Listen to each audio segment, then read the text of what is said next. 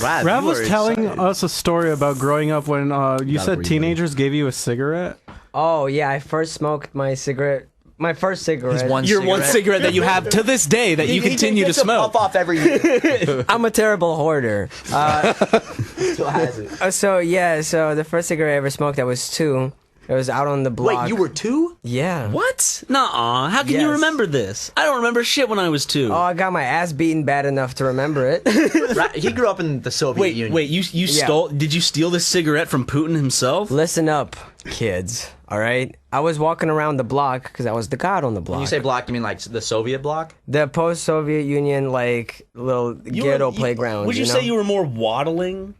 I wasn't waddling. I was walking. I can't picture a 2-year-old like doing like an adult business. He was like driving his father. Listen, he was like pimp strutting, and anytime he was like, brah, you know, it was a real flex. So the neighborhood was covered with cigarette butts all over the place. So I just picked up one because everybody's smoking. I walked up to these 2 gentlemen that I thought were adults. Looking back at it, they might have been teenagers. SuperMega fan. You thought like probably.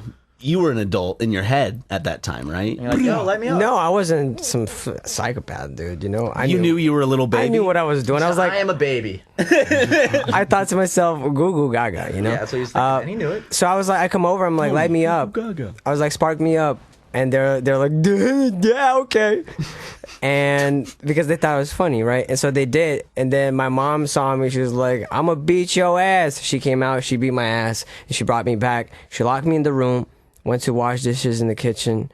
She hears that I stopped crying. She's like, damn, did he fall asleep? She goes back into the room, and I'm not there. I jumped out of the window back on the block. God on the block. Damn, the God on the block. I just like to imagine you as a child. You know, I imagine you as a child, and you just walk up to these teenagers, and they're a little confused, and you're just like, hey, Donnie, you got a fucking light? Hey, Donnie. Hey, yo, I just flew from the fucking anthill. Y'all got a fucking lighter? If that was a short film, it would have ended with a still shot of the open window, and then a tracking shot of you walking, smoking that same cigarette. Actually, when I left the room and I jumped out, I went out on the block, and I was hiding from my mom.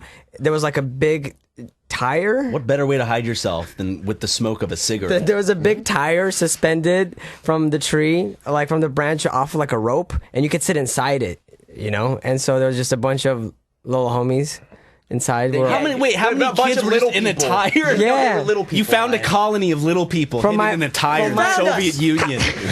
From memory, that shit was massive, okay? But yeah, so she found me and she beat my ass. Again, because she was like, well, you ran away from home. Did she roll all of y'all in the house and start beating y'all one by one? Oh, Rav. Yeah, there was like the other story I told them where like there's apparently this gentleman that came up to me and was like, you want some ice cream, boy? And I was like, hell yeah, bet. Come through. Big bet. Betty spaghetti. So I said bet. And then, but one of the friends of my mom saw it happen, like one of the younger girls, and they ran over to my mom. They're like, hey, there was Rav said bet to someone who was like, you want ice cream? And she's like, oh, holy moly. And then she ran out. My boy Rav's in trouble. Oh my God, Mom? Yeah. Whoa, I thought you were in Texas. Okay, so then she says, oh, holy moly, runs out and finds me, and come to find, like, the gentleman's actually giving me ice cream.